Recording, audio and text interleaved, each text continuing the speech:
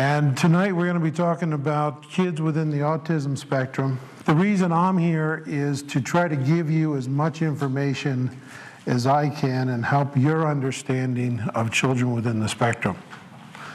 To start, let me begin by just talking a little bit about just who we are as an organization. NACD, National Academy for Child Development, was established in 1979. We presently have 14 chapters around the United States and 3 chapters outside of the country. One in New Delhi, one down in Guatemala, and one in the Bahamas. My staff like to go to the one in the Bahamas. They fight over who gets to go to that one. But we pretty much cover the United States, and we have a caseload that is very much international, and which is very good for us because it really gives us an opportunity to find out what in fact is happening internationally.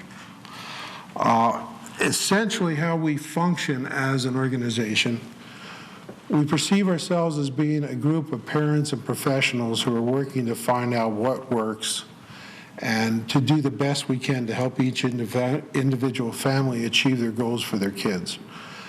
And essentially how we operate is we typically will see a child once every 3 months with their family.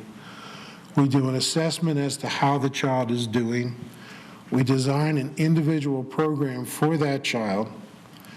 We then provide the family with a DVD that demonstrates the various activities we recommend that they do.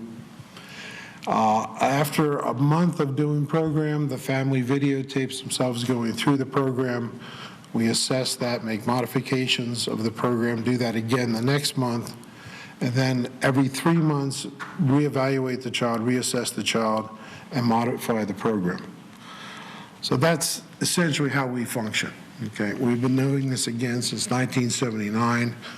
We typically have a caseload of about 1,000 kids. Of that 1,000, we typically have about 300 children who are within the autism spectrum.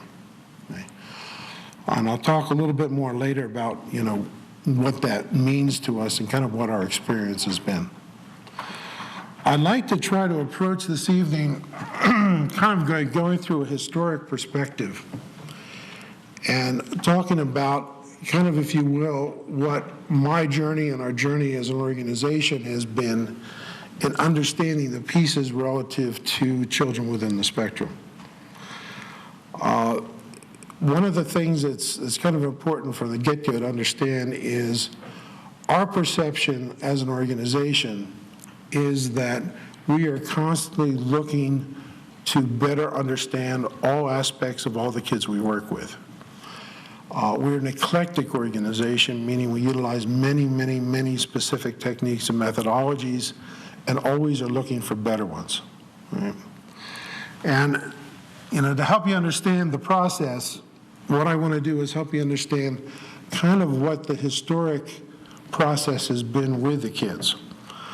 The story of autism kind of begins in the 40s. And, I don't know how familiar you folks are with what the history is, but Leo Kanner was the first one who kind of coined the term autism. And autism, as it was first identified, essentially meant escaping from reality.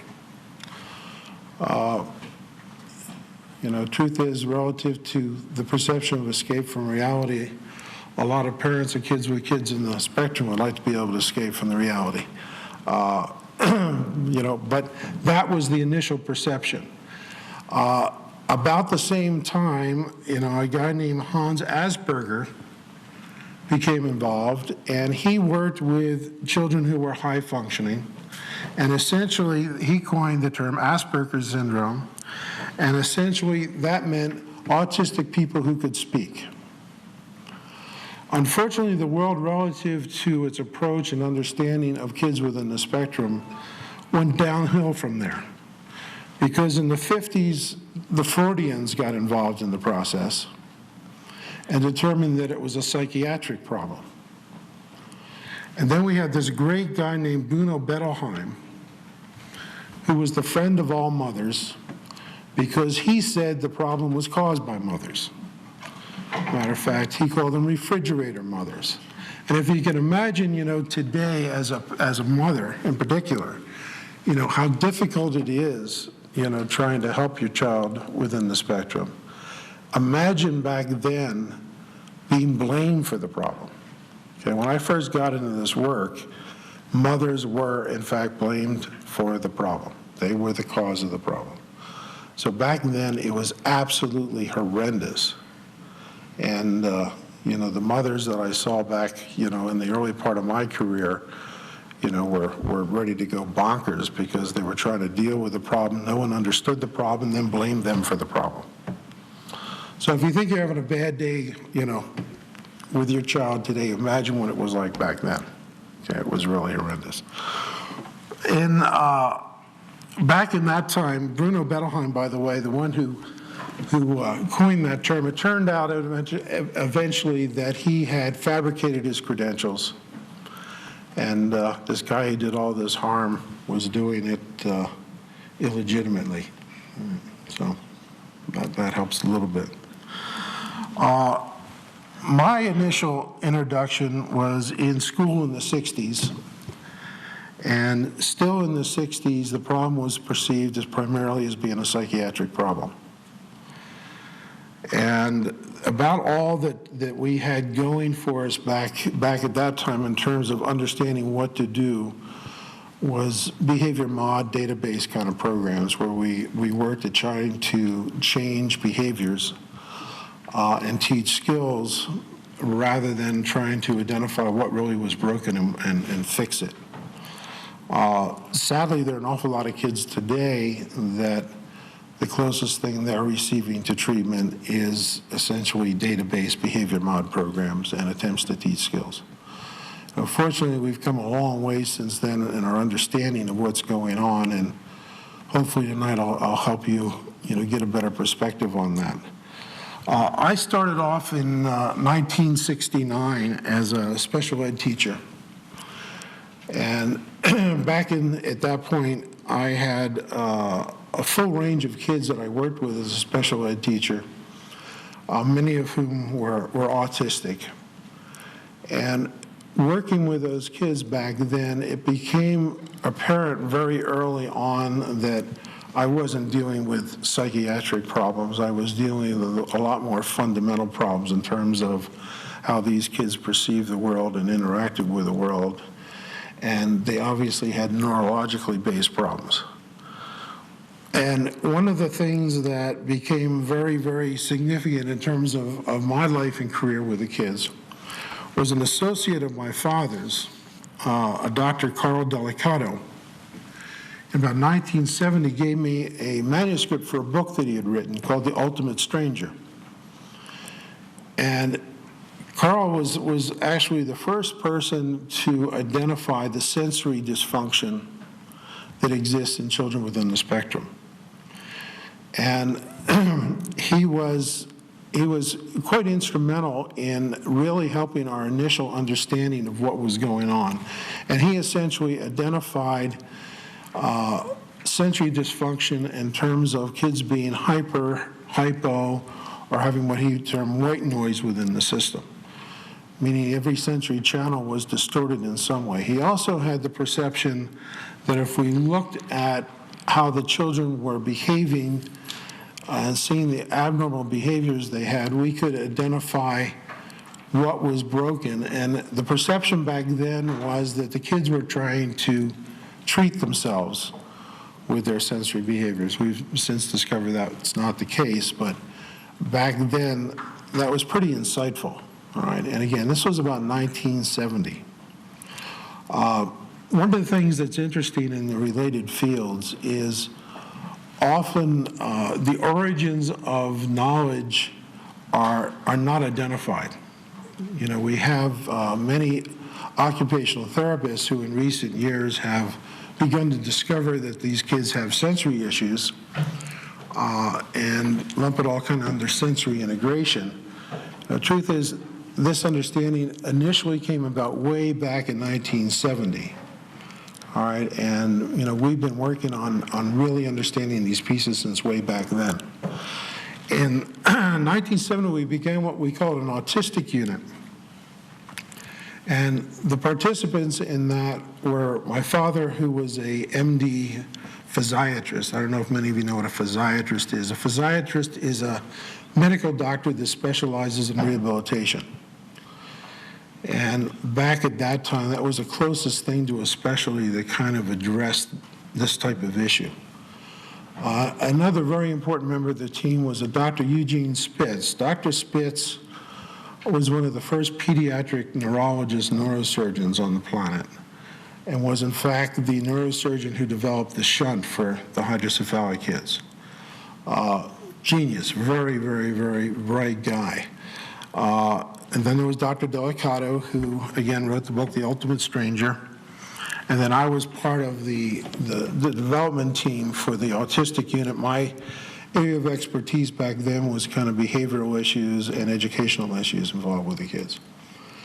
But back then, we would have these groups of families come in with their autistic children and spend 3 or 4 days with us. And we do this every couple months. And back at that time, that was really an interesting deal because there were not that many kids identified as being autistic.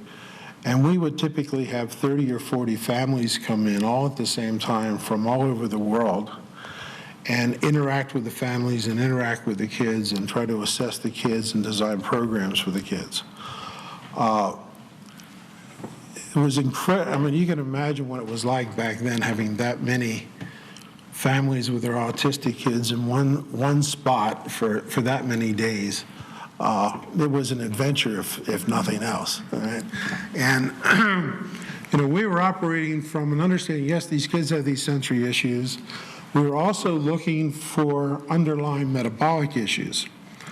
And when the kids would come in, we not only would do our developmental assessments and sensory assessments, we would also do a full neurological workup. And these kids, back again, we're talking about 1970, they would get an EEG, they get a CAT scan, and they get metabolic workups. And essentially, we did the whole traditional medical thing to try to identify what was broken from that standpoint. And kind of what we were seeing back then was not a whole lot that told us much of anything. Essentially, the EEGs were as disorganized as we would expect them to be based on where we saw the level of function of the kids. The CAT scans generally were negative. That provided us with virtually no information.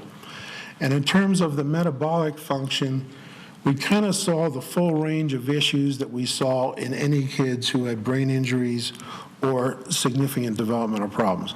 So again, no particularly great insights came from that work at that time.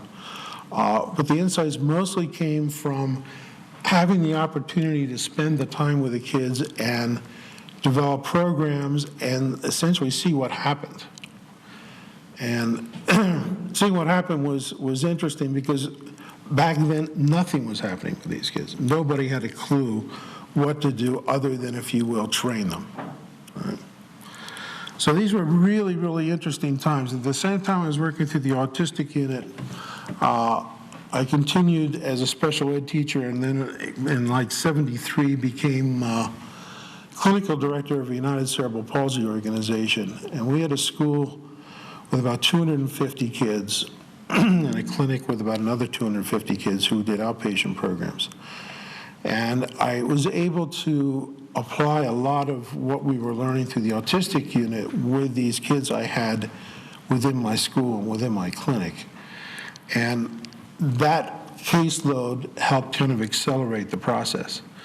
At that point, we knew we had these sensory issues. We didn't have much of a clue how to fix them. For example, we identified pretty early on, for example, that a lot of the kids were hypersensitive to sound. And our solution to that was we plugged their ears. Okay? Logical thing to do, and in some extreme cases, in places, it helped the kids. But it really didn't fix what was broken. We knew they had visual problems, and we had an ophthalmologist on our team and an optometrist on our team, and we tried different forms of visual therapy to try to address those issues. One of the interesting ahas that occurred at that time was educationally, I was experimenting with different ways to teach the kids and attempting to find out what got their attention. And one of the things I was discovering was the faster I presented information, the better attention I got. So I'd have these kids in the classroom who were autistic, whose eyes were all over the place and couldn't get any attention from them. And if I presented things in any kind of a normal fashion, I got no attention from them. But I discovered if I started presenting things rapidly, I got their attention. And I used to use something called a statistoscope back then, which was an instrument that would flash information at a particular speed. And I could adjust that speed all the way up to 1,000th of a second. And I actually found some kids didn't start to attend until I was presenting the information at 1,000th of a second. Okay. So the faster it went, the better attention I got. The slower I presented it, the less attention I got. So I found that doing things very rapidly, the kids would start tuning in. And I had an understanding back then, and with the optometrists and ophthalmologists we worked with, an understanding that if we could get them to visually tune into the information for an instant, they could process the information. And the faster we did it, the more information we got in. So we actually started educating them and started to get initial insights into what's called macular function, which is the function of the central vision as opposed to peripheral function, which we later learned with what our kids were primarily using, was a peripheral. So at that point, we had, this combination of things going on between the autistic unit, then essentially I had my school, which was my lab, if you will, where I could work with the kids and kind of start discovering what was working. Toward the middle 70s, I started with our teams traveling around the world a bit. We started seeing kids in Israel, started seeing kids in Spain, and actually in the late 70s, I went to Spain to live for a year to set up some model programs in Spain. And at that point, I was also traveling back to the States every 3 months, and I had clinics going on in LA and San Francisco, and I had one in New Jersey. And part of what happened in that interim is kind of the word was getting out relative to what we were doing and what we were seeing. And I started having parents from around the country calling and traveling to these various centers and then saying, well, gee, we want to have you and people like you coming to where we are, which is why we started NACD and why we're in these chapters around the United States. Because essentially the families requested it and then kind of demanded it, if you will, right? Because we were doing some things that were very different and very significant. In 1979, because of that request, we started NACD. Some of the things that are significant and different about what we are and what we do is that, first of all, we operate from what we call a parent's perspective. Parent's perspective essentially is you can never do it well enough or fast enough, okay? What you do never is good enough. So what we are driven to do from 1979 to today is find better ways to do it. And we have never done anything where we say, gee, we've solved this problem, we've got all the answers, gee, let's just continue doing what we're doing, all right? Which is one of the reasons why I've got like 10 books that are partially written, because as soon as I get going and think I've got something, it changes, so, I don't know that I'll ever get the books written, because I don't know I'll ever get to a point where I'm happy to say, gee, we have enough knowledge to now say this is what is, okay? So we're constantly in the flux of changing and development. We utilize over today 3,000 different specific techniques and methodologies. All right? And as an international organization, we are constantly looking at what's out there and seeing if it has value and trying to determine, is this something that we want to pursue or is not something we want to pursue. That's actually a relatively difficult job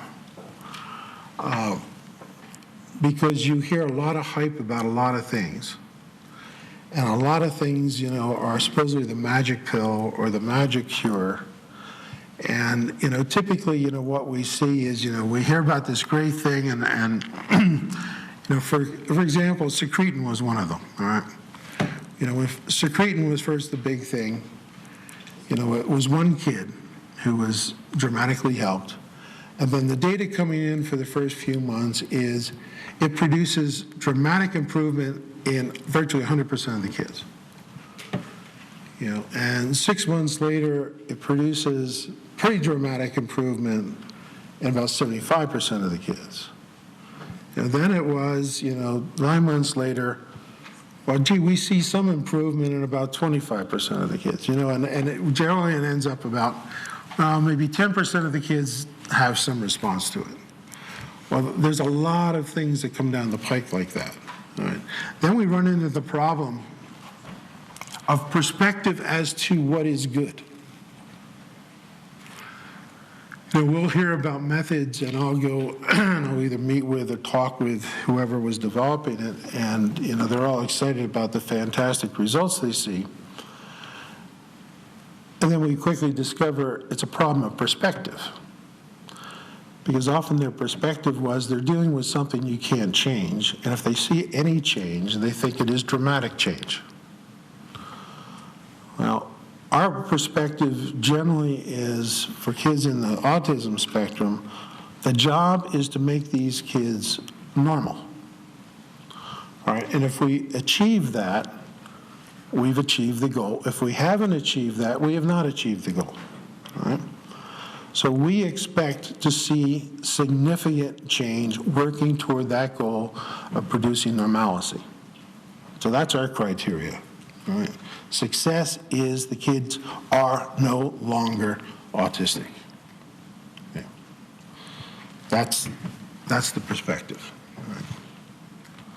I have a question.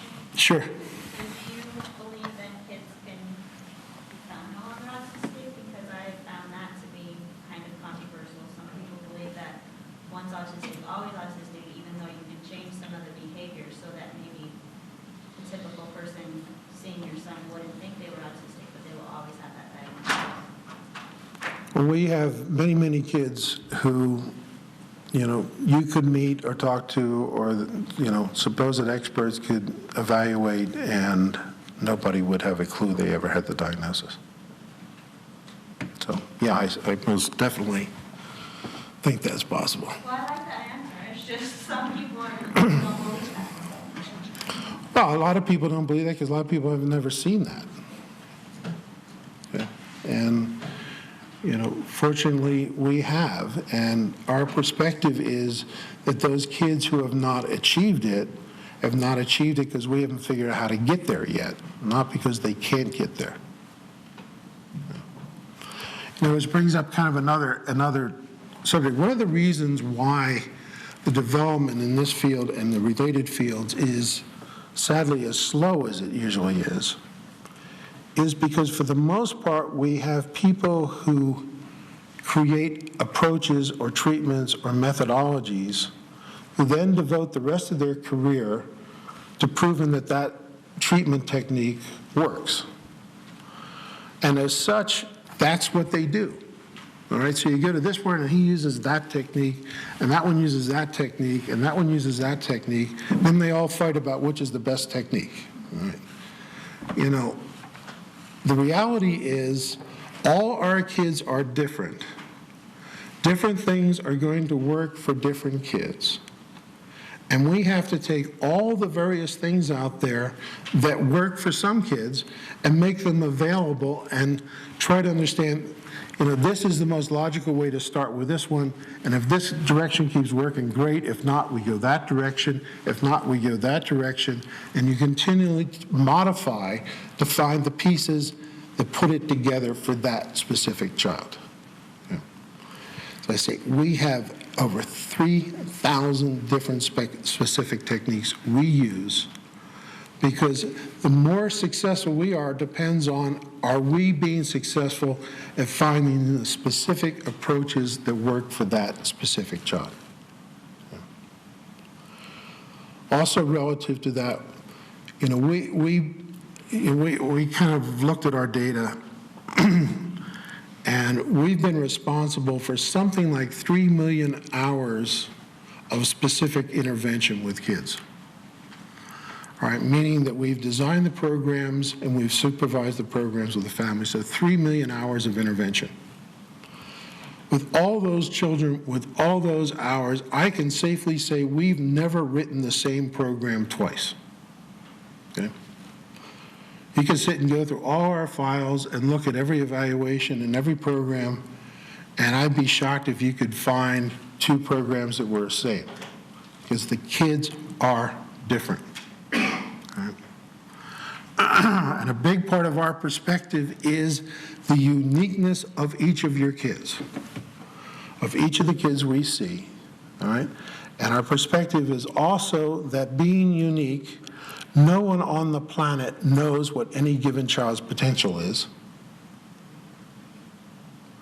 And also, until proven otherwise, our perception is every child has unlimited potential.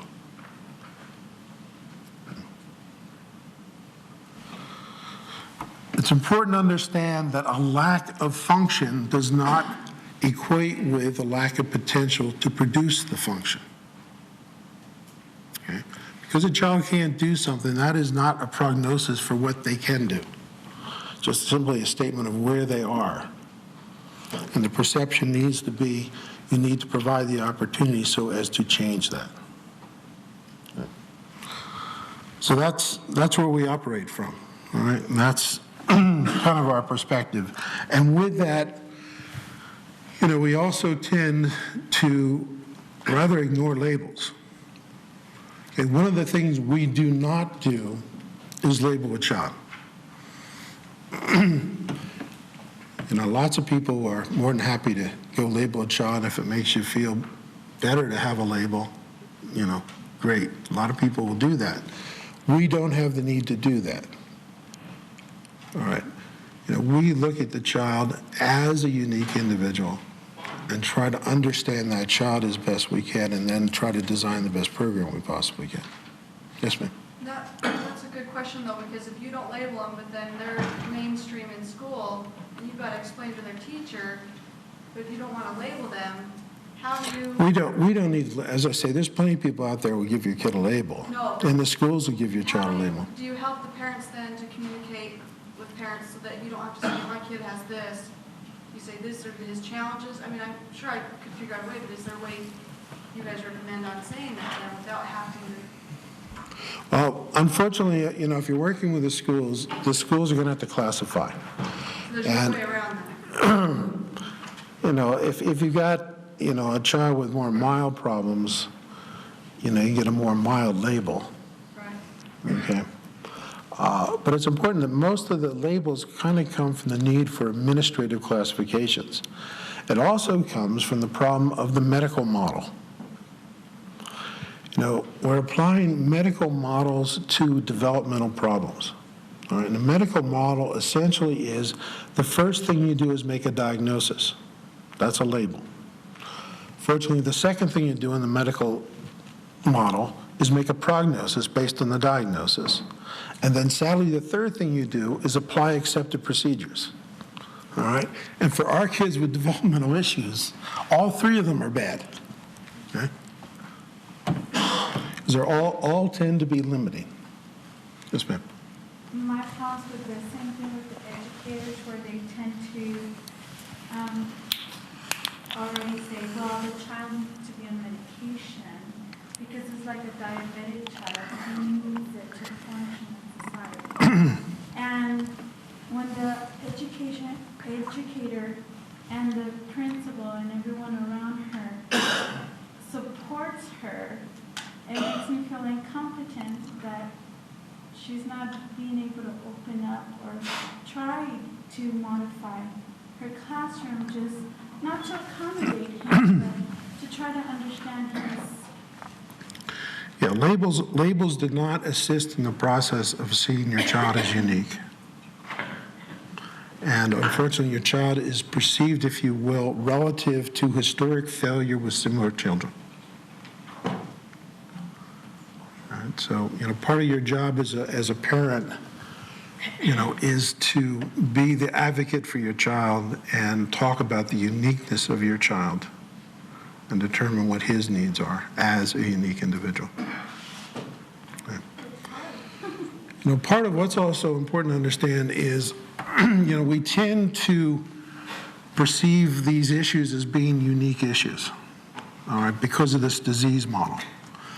It's important to understand, that virtually every child with a developmental problem, be it a brain-injured child, a child with Down syndrome, or a child with quote-unquote autism spectrum, share a lot of very similar things, okay? And it's a continuum. And, we tend to kind of look at, all of us are on this continuum, and we got someone who's in deep coma on this end, and we got Superman up this end, and we're moving up that continuum, and we're all in there somewhere, okay?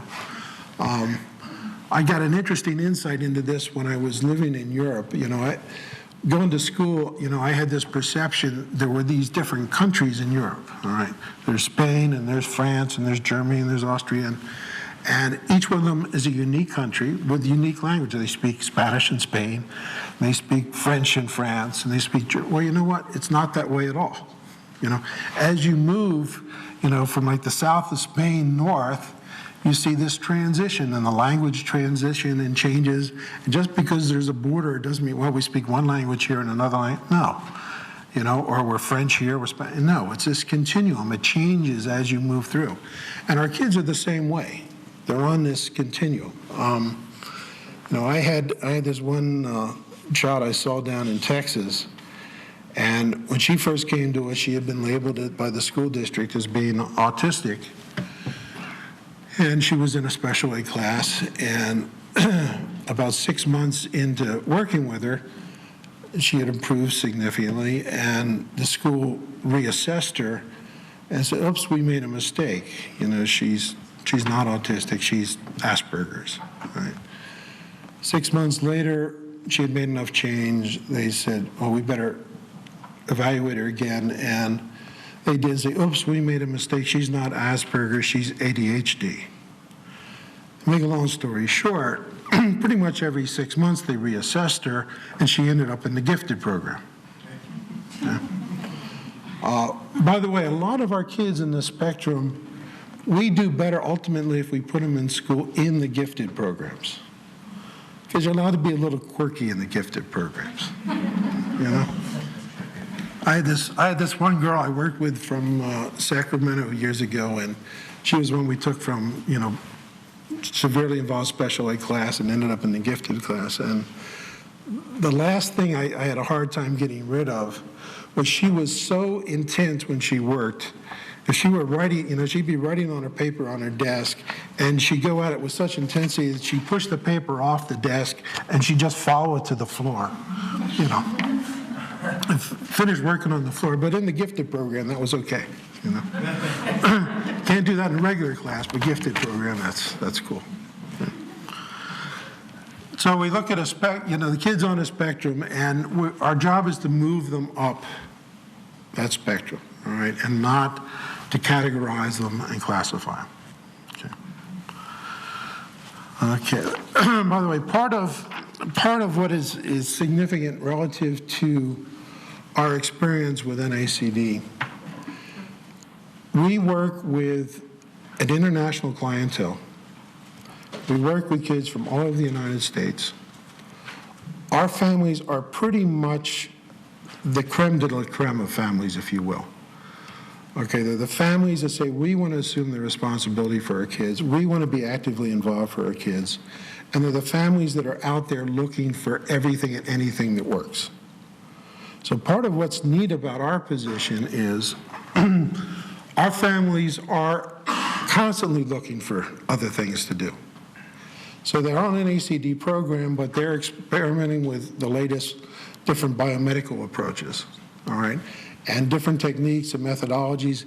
And we're getting an opportunity to find out what works, because our kids are not just doing our thing, they're doing these other things. So we're getting all this information. As I say, when we have all of our kids are being approached the same way by all our staff. We meet regularly, we modify how we're approaching different things, but we essentially are doing things the same way. So we're able to find out what works from what we're doing and what works and doesn't work from what other people are doing. Part of, again, what's been difficult in the field and why the progress has been so slow is virtually every therapist out there functions autonomously. Okay, they're pretty much all doing their own thing. And sadly, not only are they doing their own thing, often their own thing is the specific methodology they were trained in. All right, so they just keep doing the same thing over and over again. I love hearing things like from OTs. We have, for example, in terms of tactile techniques, we probably have something like 200 different tactile protocols that we use, okay?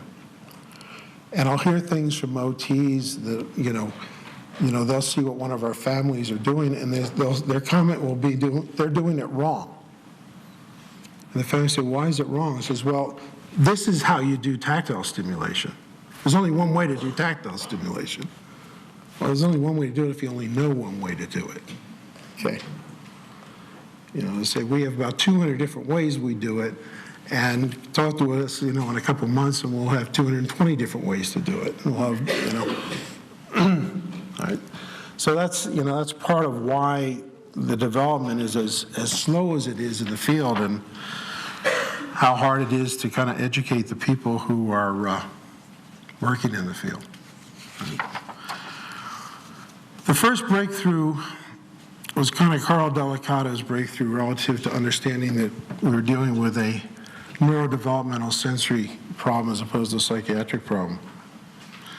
Kind of the second real breakthrough was when we really started through NACD to understand the specific sensory issues and developing the techniques to address the specific sensory issues. Now, what I'd like to do here is talk a little bit about the sensory problems that you should be seeing with your kids, and understanding, again, that your kids are all different problems to varying degrees.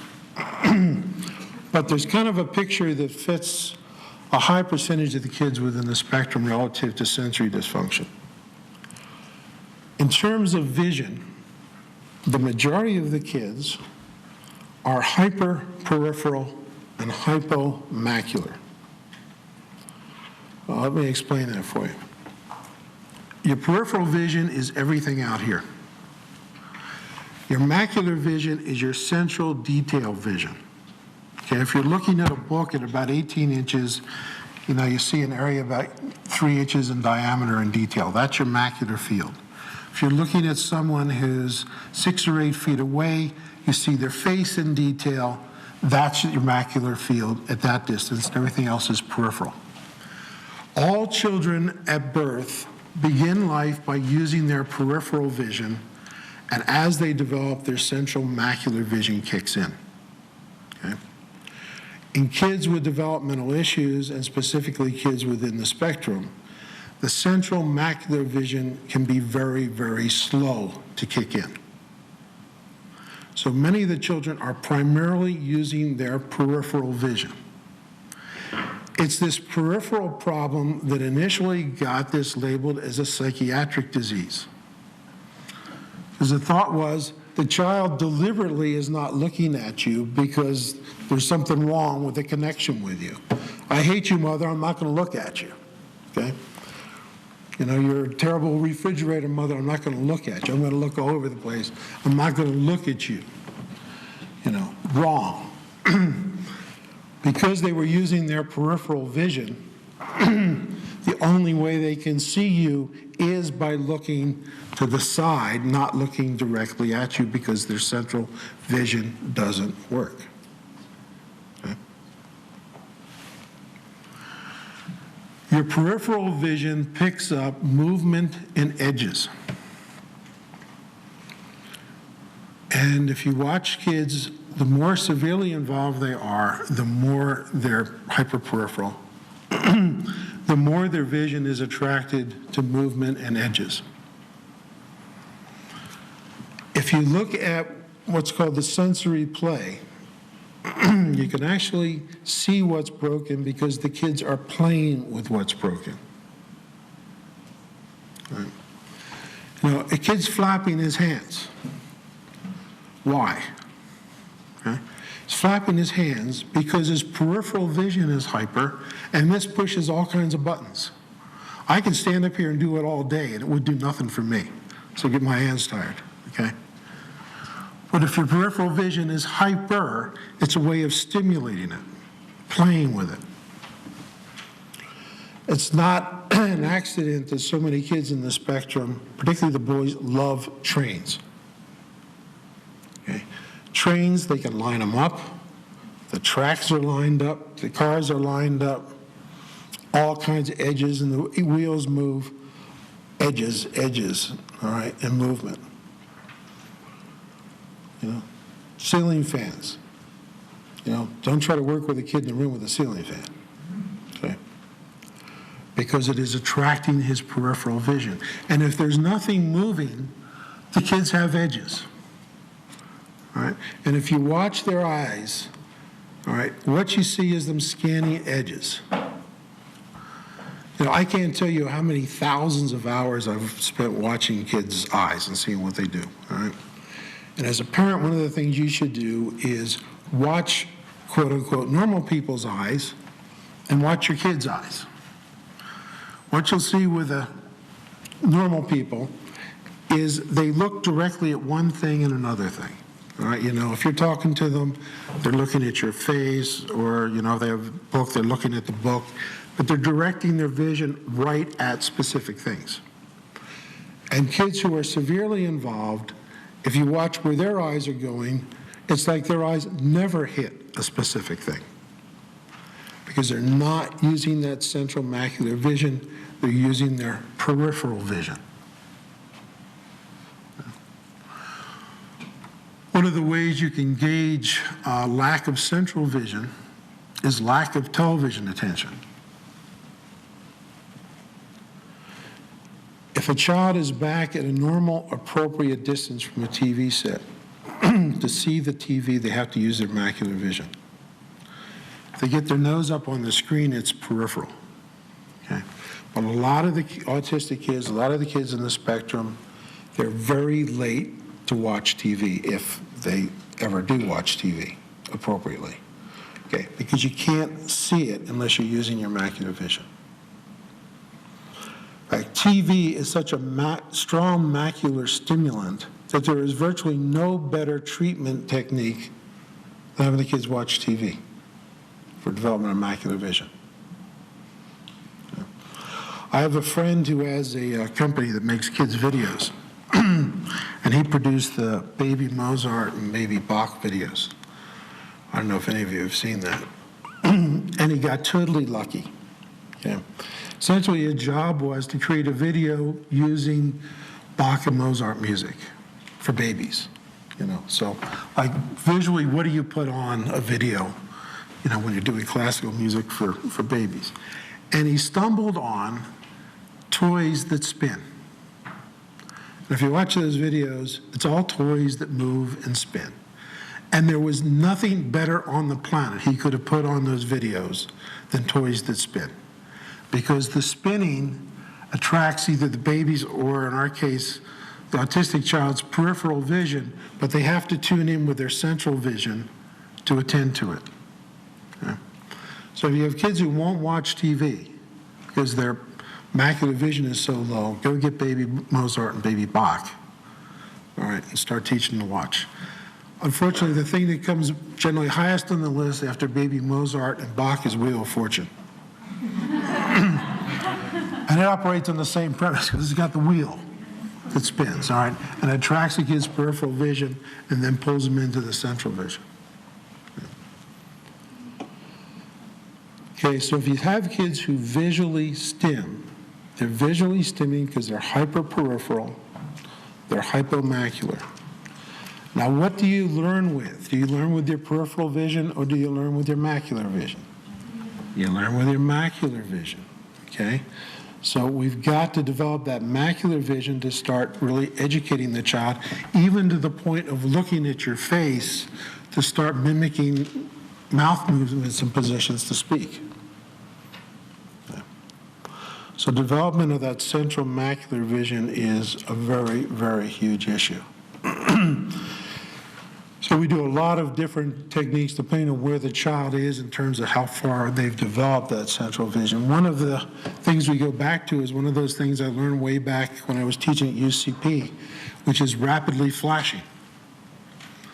All right, when I finally understood about central macular vision and first getting the attraction with the peripheral, I understood then why rapidly flashing those things got the kids' attention. Because we got the movement involved, and then they came in with their central vision, and were able to actually get the information into the brain because it was being presented rapidly. So we did a lot of stuff with flashcards. We also start reading very early. Reading is a little bit like baby Mozart and Bach. Okay? And the way reading is a little bit like that is letters are edges. Okay? And peripheral vision, movement, and edges. So letters have edges, words have edges, and it's one of the things we can, at an early stage, get the kids to visually attend to. So you hear about kids who are hyperlexic. All right. Hyperlexic are the kids within the spectrum who are very good readers. And typically they're kids who almost universally teach themselves to read. And that happens because they are attracted to the edges on letters and words. Okay? So it's not an accident that that happens. Okay, in terms of hearing, it's almost universal that we have auditory issues with the kids in the spectrum. And early on, our perception was that the kids were just hypersensitive globally to sound. We've learned through the years that that's not the case. And actually, we've learned that hearing is a complicated issue and is rather demanding in terms of fixing it. The human ear processes frequencies from 20 to 20,000 hertz. We have a huge range of frequencies that we can hear. And the brain has to learn how to process individual frequencies of sound. And to help you understand how significant that is, one of the reasons why it's so difficult to learn a foreign language is unless you've been exposed to it in your first couple years of life, you literally cannot hear it. The most glaring example of that is in the Japanese language, there's no R sound. And we could bring in 100 native Japanese and we could line them all up and we go down the line and say, everybody say rice. And we're going to go down the line and we say rice, they're going to say lice. Rice, lice, rice, lice, rice, lice. Okay? They cannot hear the R sound because they did not grow up hearing an R sound. Their brains cannot process an R sound. Now, the slowing down of the development with the kids in the spectrum and the distortions that happen in the sensory channels are such that our kids have great distortion in their hearing. We have frequencies that are overstated, and we have frequencies that are understated. And essentially what that means is we got a combination of problems where the airplane up at 30,000 feet may be making a sound at a frequency that the child's hypersensitive to, and the child brain is attracted to that sound over any sound going on in the room around it. It also means that any little sound in the environment, irregardless of how loud it is, can be a distraction if it's at the right frequency. Years ago, I had a family whose child used to wake up at 3 a.m. every morning.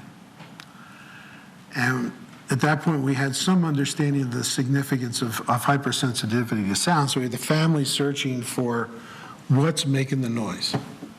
Ultimately, they discovered it, and what it was a neighbor who came home from work at 3 a.m. and opened his garage door 2 blocks away. Okay. That's all it took. And if you've got a kid who's up with the birds, that's why he's up with the birds. Okay? The birds start and they hit a frequency the child's hypersensitive to. It can bring them out of a deep sleep. By the way, there's a variety of things we do to help kids sleep, but almost universally with kids in the spectrum with sleep issues, we totally blacken out their rooms and have white noise playing in the room. By the way, the reason you blacken out the room is if you're hyperperipheral, you can see in the dark. Okay? So you can have a normally darkened room and wonder why your kid's up playing at 2 a.m. It's because they can see just fine at 2 a.m. unless you have the room totally blackened out. So in the military, they actually teach soldiers, if you're trying to see something in the dark, look to the side of it, don't look directly at it. All right, because your peripheral vision will pick up the movement before you can see it with your central macular vision. So back with the auditory issues, early on, as I said, the only thing we knew was to plug the kids' ears, all right, which was not great in terms of developing their auditory function. In the mid-'70s, when I was working in Europe, I discovered a guy named Tomatis, Dr. Tomatis, who was an ENT, and he developed the first sound therapy program. And he did it pretty much as a response to soldiers with hearing issues after World War II. And Dr. Tomatis developed some instruments where he could amplify different frequencies and diminish other frequencies and help improve hearing.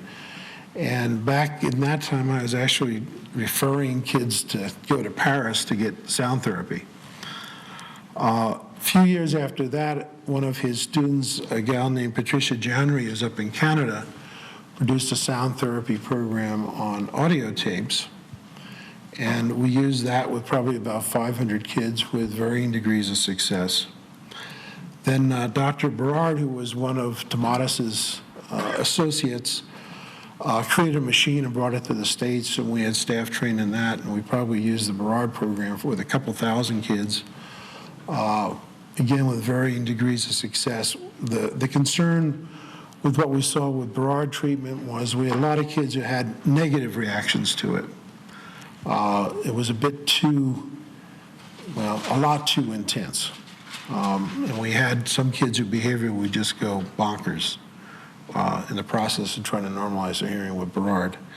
Then we discovered a program out of Germany called Simonis, and we actually did Simonis trainings here and used that with a couple thousand more kids, again with varying degrees of success. And ultimately, we participated in the development of something called the listening program, which is a home-based program, and from everything I see is kind of the state of the art at the moment.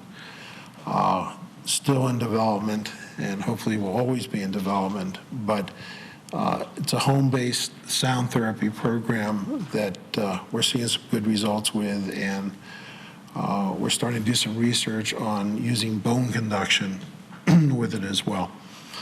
But if your child has these auditory issues, some form of sound therapy is required, and I'd encourage you to learn about that and investigate that.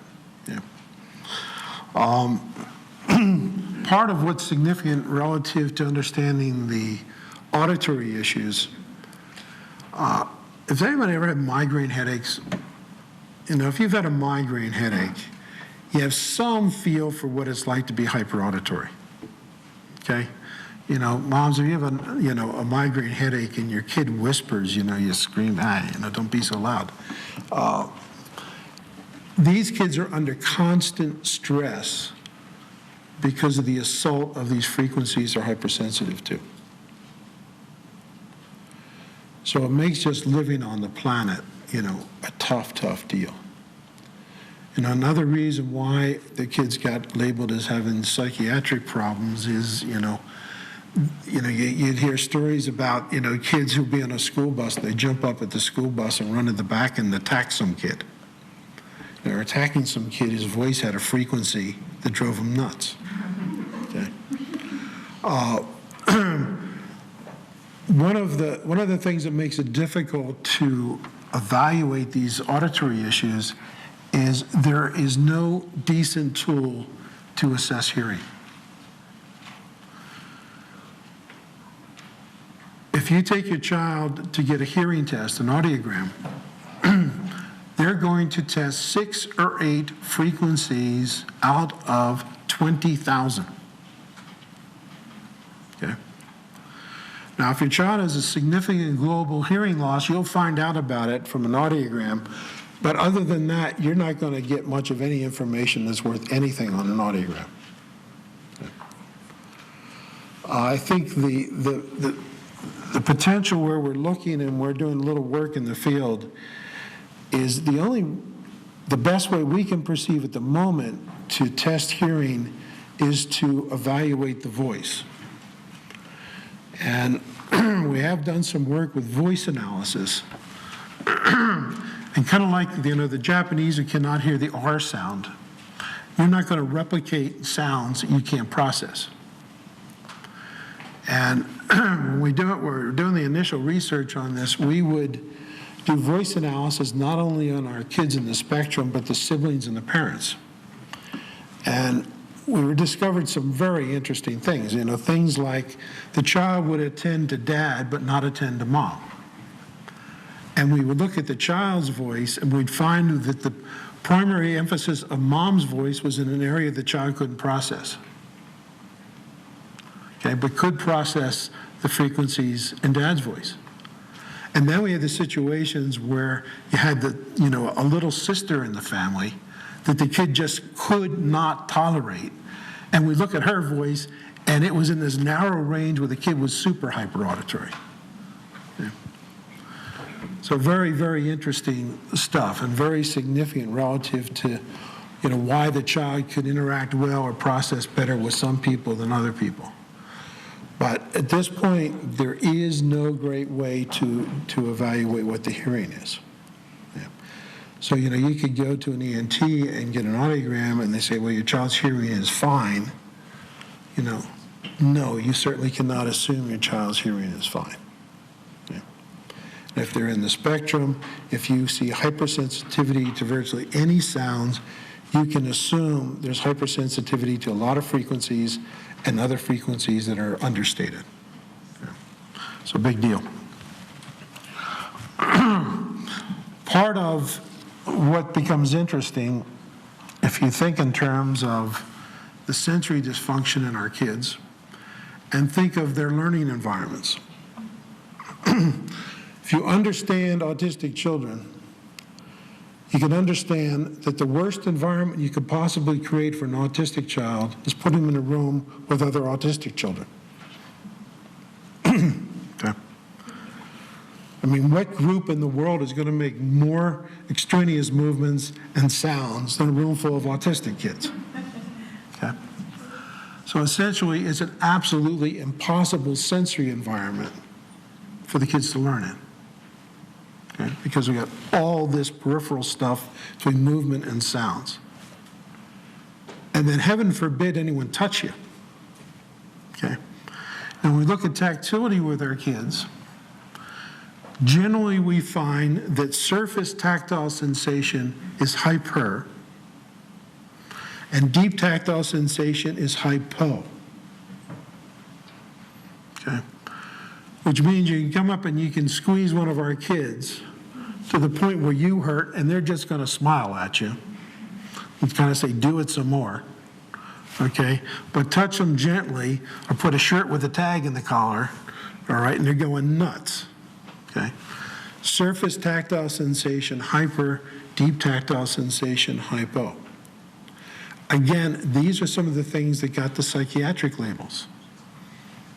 And I could say, oh, the child, runs away from your touch. It's not because he hates you, it's because that surface tactile sensation is often hyper. So again, we have to normalize sensory channels, bring down the surface, bring up the deep sensation, okay? And often we have some issues relative to temperature as well, okay? So we have to normalize all of these different sensory channels. And again, if you look at the different behaviors in the kids, you can kind of see where the issues are. The stims are your guide to where the things are broken. You have kids who produce sounds and play with sounds. They're playing with sounds typically right on the edge between frequencies they're sensitive to and not sensitive to. It's kind of like almost a pleasure-pain thing they get into. So they're making these little sound things, or they're banging things or tapping things. Obviously they're playing with those auditory sensory issues. And if you see kids, the kind of kids who come up and say, please tickle my palms, kind of deals, That's a hyper surface tactile sensation kid, all right? So you look at what kind of is broken to determine what you need to fix. General rule of thumb that we use with the kids, anything they do that looks weird is, and they shouldn't do it, okay? Anything they do that looks weird, it is weird, and they shouldn't do it. It looks weird because it's a sensory dysfunction. They're playing with something broken in a sensory channel.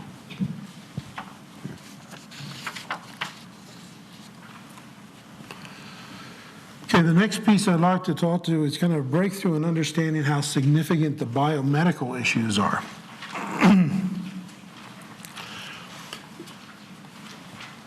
This is something we've known about for a long time. We've been looking at internationally in terms of treatment techniques and methodologies, and I don't know that we've got a whole heck of a lot better picture of what's going on here than we did 10 years ago. I think this is going to be a very difficult issue for quite some time, because what is becoming pretty obvious is we've got a broad range of issues within the kids, broad range of sensitivities with the kids, and there's going to be no one size fits all. Okay. We included in your packet the latest thing from autism research. Did y'all get a chance to look at that paper? You can look through that at your leisure. That's kind of the latest data relative to drugs and supplements and dietary changes, and to what degree they seem to help and hurt. And if you study that, you're going to see it's all over the place. And it's a long list. I think if I used one word to describe most of the kids, it's biologically sensitive. And part of what we have seen is a lot of intervention is too much intervention.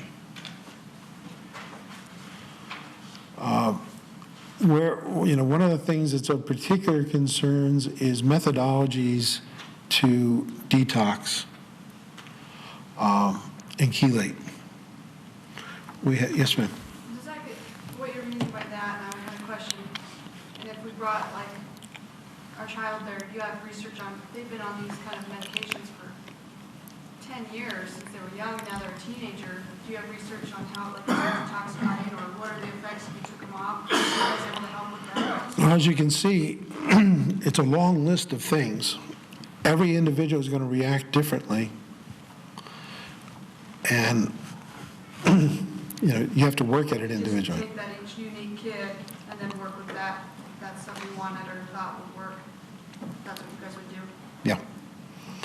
Part of the frustration we've had, so I say our families are out there doing anything and everything, trying to find out what works, which is their job, okay, and we support that.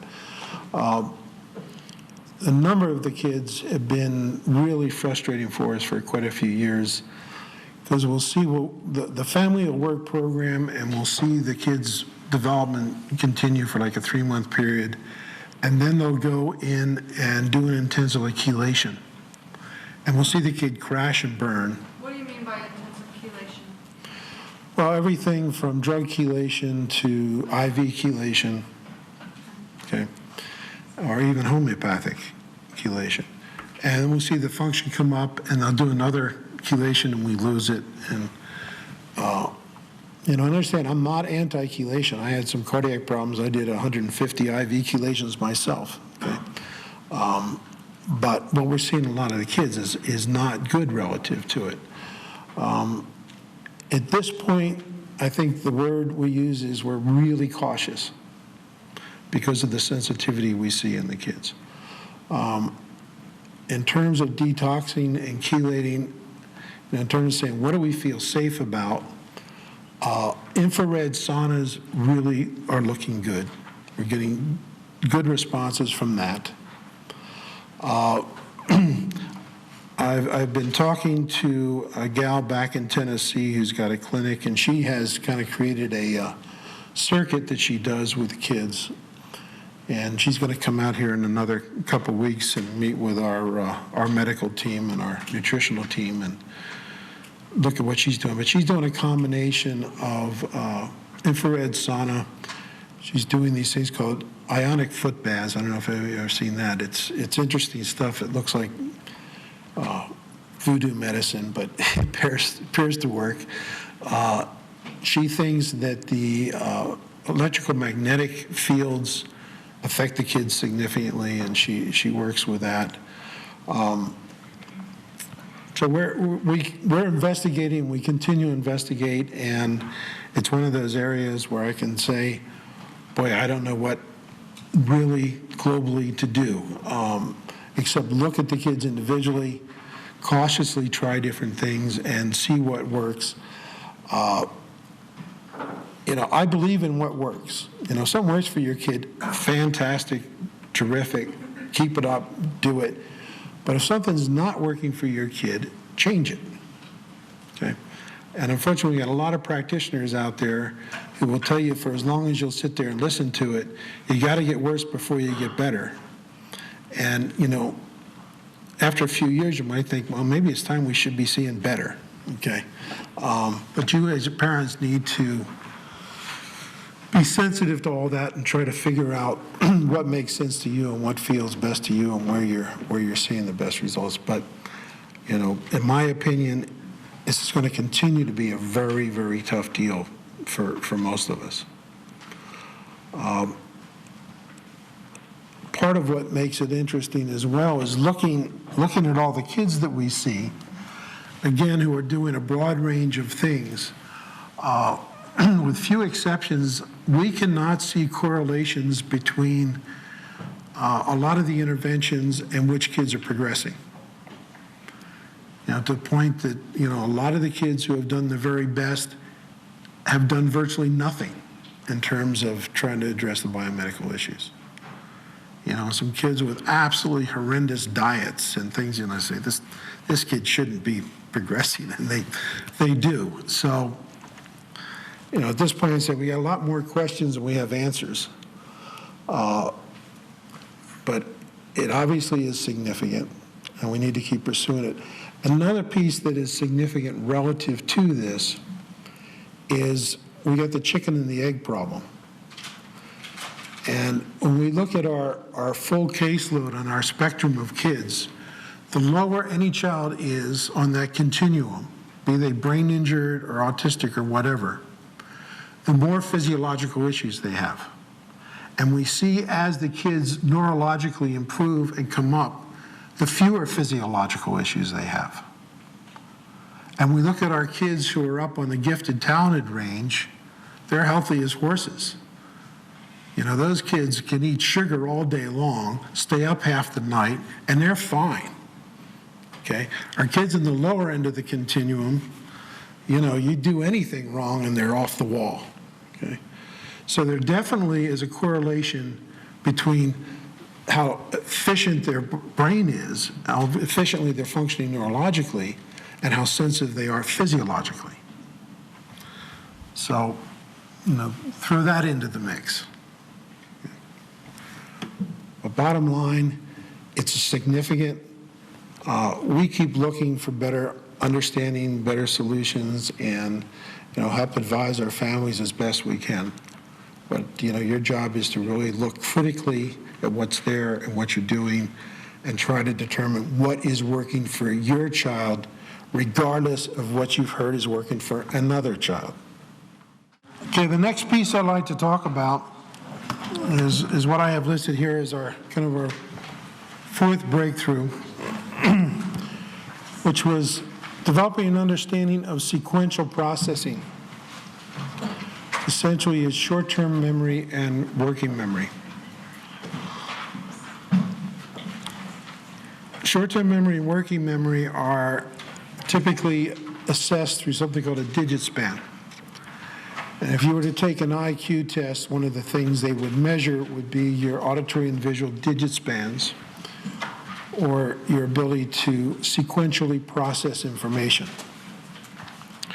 Generally, it's considered normal for an adult to be able to sequence 7 plus or minus 2 pieces of information, which equates to listening to a 7-digit number and being able to repeat it, or looking at a 7-digit number and be able to recall it. Again, and the range is considered normal from 5 to 9. To put that in perspective, you know, we've discovered through our work that if you're below a 7, you're in trouble. The further you are below a 7, the more trouble you're in. Okay? If you want to assess someone, what you want to do is say a sequence of numbers in a monotone at about 1-second intervals. So, for example, you know, if you're testing a 7, you'd say to them, okay, repeat this sequence: 7, 9, 8, 3, 0, 2, 5. Okay, write that down.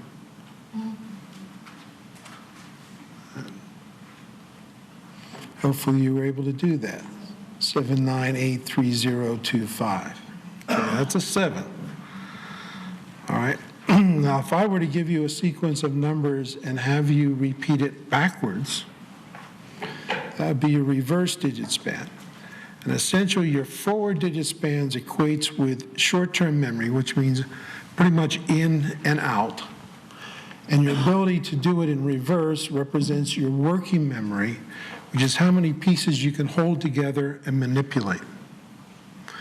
And where you should be able to do about 7 forward, you should be able to do about 6 backwards to be okay. All right. And I say okay because part of what we worked on for a lot of years is development of sequential processing. And we have kids we work with who are in the upper teens in terms of how many numbers they can sequentially process. The higher that processing, the higher your level of function. You know, I mean, I have a girl, I recall when she was about 18 on her sequential processing, her mother taught her calculus one day. Okay. Now, to look at the other end of the spectrum, if you will, one of the very, very important pieces of the puzzle is understanding where your child's sequential processing is. Typically, a child develops the ability to sequentially process information at the rate of 1 new piece per year for the first 7 or 9 years of life, after which it tends to stop without intervention. So a 1-year-old processes 1 piece, a 2-year-old 2 pieces, a 3-year-old 3, and so forth. Okay. How many pieces your child processes is very, very important relative to their global level of function. I mean, to give you an idea of where it is, if you've got a child who cannot process 1 piece yet, And, that's, if you will, a baby, all right? One piece auditorily would be able to have your child follow a simple direction, like you teach your child, wave, say wave bye-bye, and the child can do that. Or touch your nose and they can touch their nose. That'd be processing one piece. Until the child can process one piece, they're pretty disconnected with the planet, okay? They're responding pretty much to sensory input, but they're really not thinking per se as yet, putting pieces together. When the child can process one piece, as in touch your nose, wave bye-bye, okay, that's a typical child is a year old, and a typical year-old child is fun and easy. Okay, a child at that level of development, you give them something, they're happy. You take it away, they don't much care. They just smile at you. Okay, they're easy, all right? And you enjoy that for about a year, and then you hit the terrible twos, okay? Well, terrible twos are terrible twos because the child processes two pieces of information. The two pieces are I want or don't want. End of discussion, okay? So that's why the twos, drive you nuts, because they're tantruming because they want something, they're tantruming because they don't want something, and you can't reason with them. You can't say, but we'll do it later. You can't process it. You got two pieces.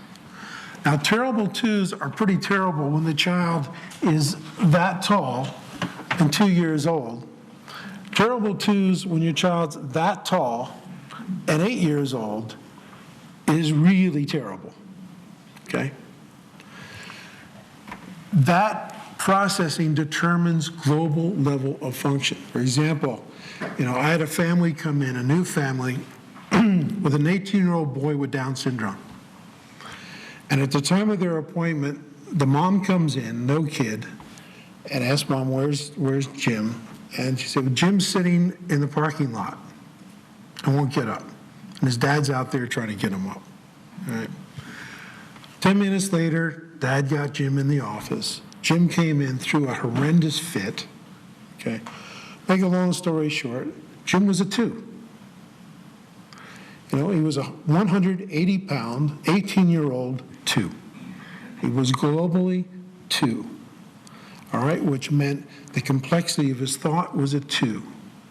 His language function was a 2. His interests were a 2, okay? That's a big deal. You don't want a 180-pound 2-year-old, right? And that sequential processing is a gargantuan piece. Now, part of what we're dealing with most of our kids within the spectrum is because of the sensory dysfunction, their brain is getting what is generally called garbage in, which produces garbage out.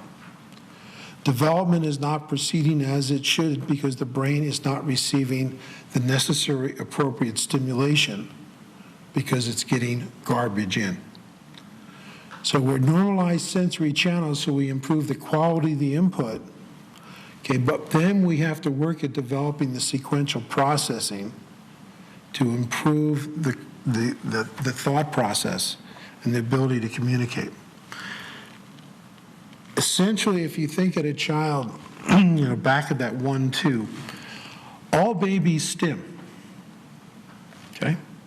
They rock, they discover their thumb, they suck their thumb, they rub the blanket against, okay? They're all little autistic kids, okay? They're all stimming. And the reason they're stimming is because, number one, their sensory channels haven't developed yet, okay? They're still broken, so they're playing with what's broken. All right, and number two, they can't process well enough to do anything else, okay? If all you can do is rock, you know what you're gonna do? You're gonna rock, okay? When they start processing too, the world starts making a little bit of sense to them and they start paying more attention to things in the environment, start learning more from the environment, want to start exploring the environment, and you see the sensory play begin to diminish when they're at a 2. Right? When you move from the terrible 2 up into 3, it gets even a little more interesting. At a developmental level of a 3, we say the kids have lock and block behavior. When I train people, I teach them one of the most difficult kids you're ever going to try to assess is a normal 3-year-old.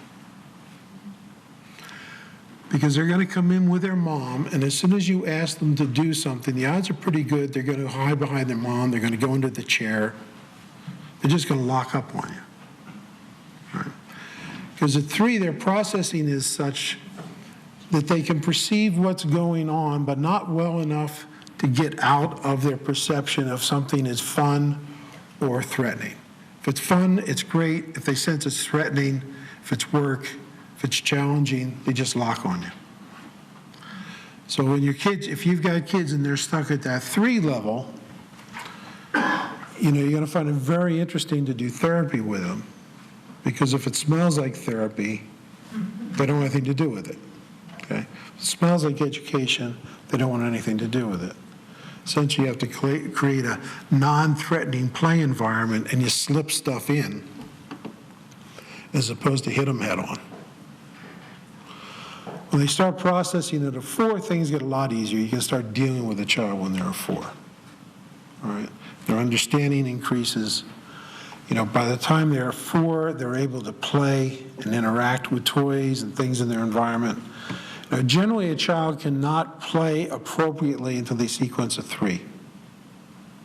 So is it more like a solitaire? Pardon me? Is it more like solitaire or parallel playing?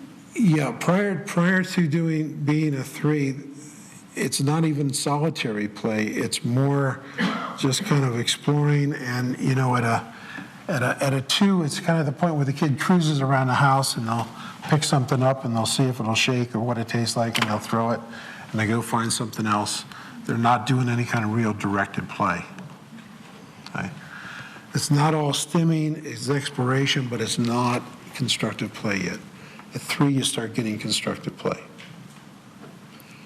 At 4, you get imaginary play. Okay. One of the problems with the developmental process with our kids is the system was designed to change rapidly. Okay, normal development happens fast.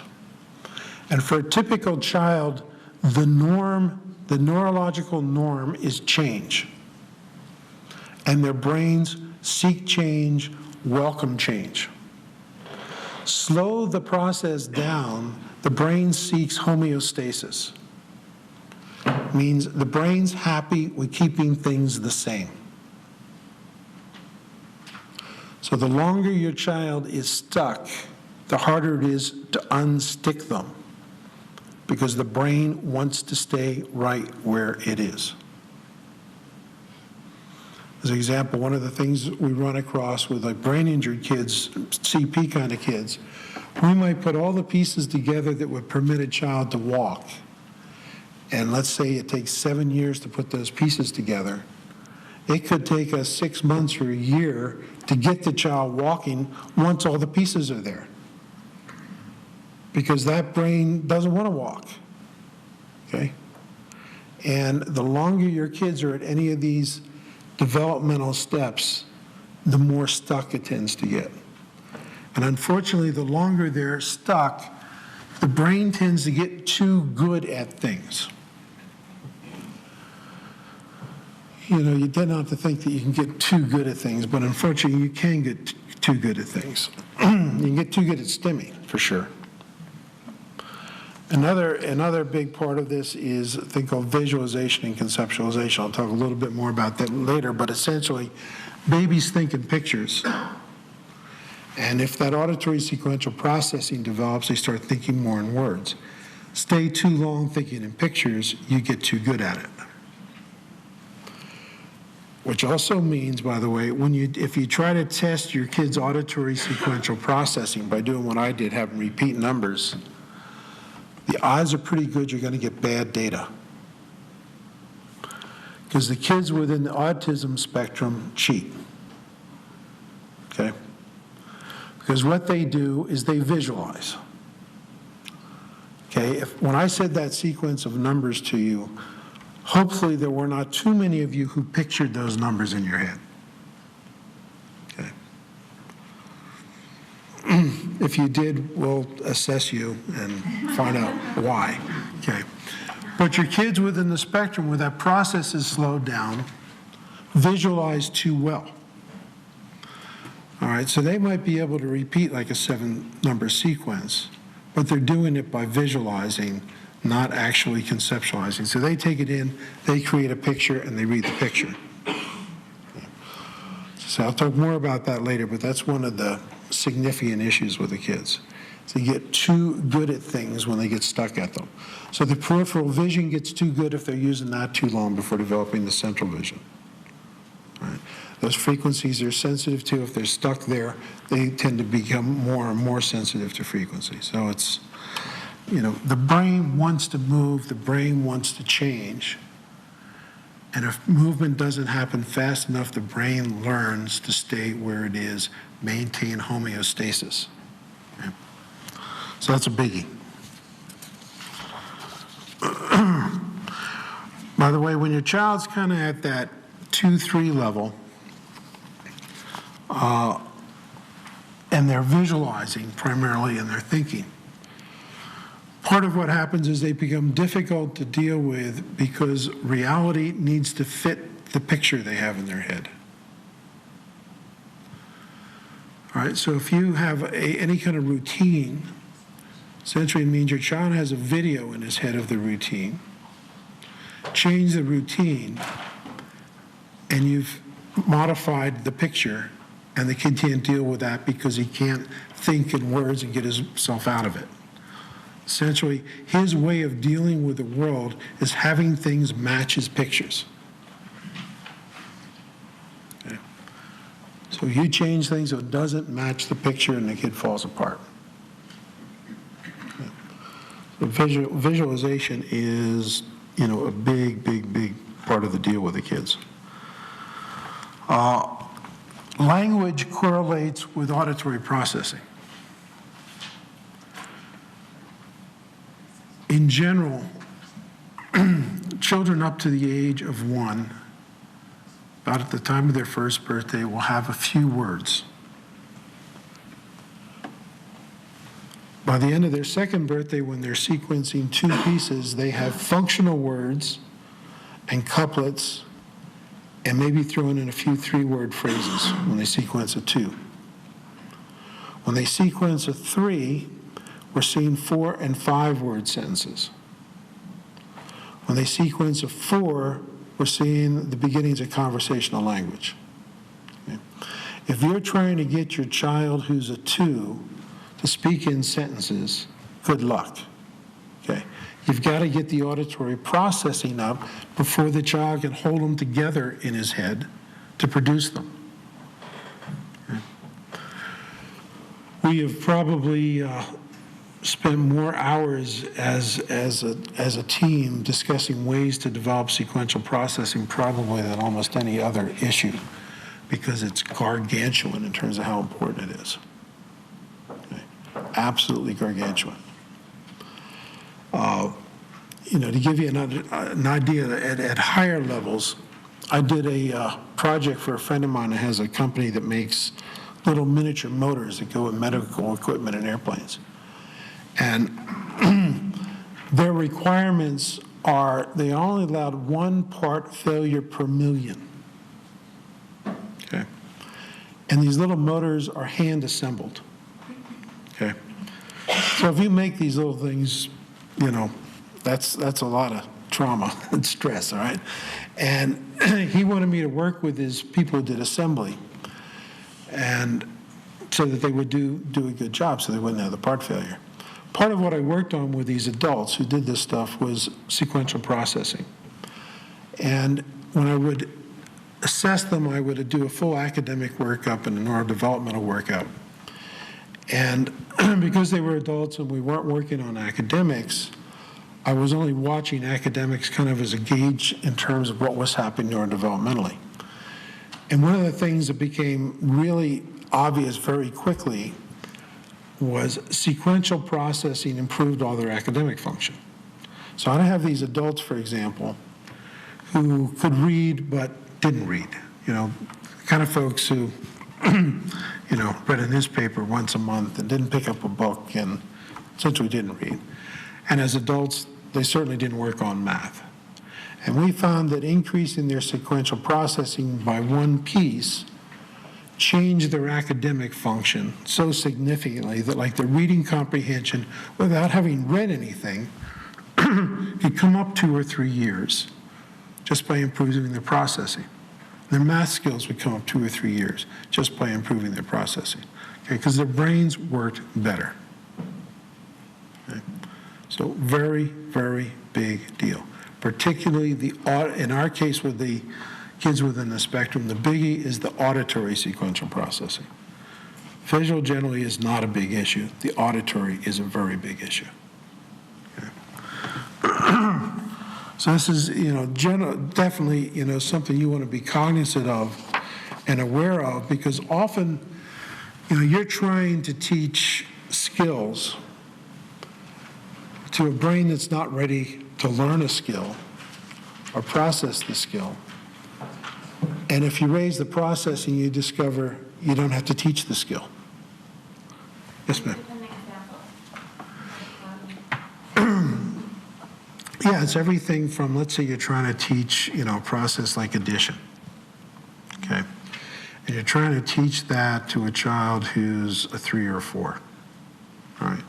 And you work on it, for 2 years, trying to teach the process, all right? Whereas you raise the auditory sequential processing, you can teach it in 2 minutes.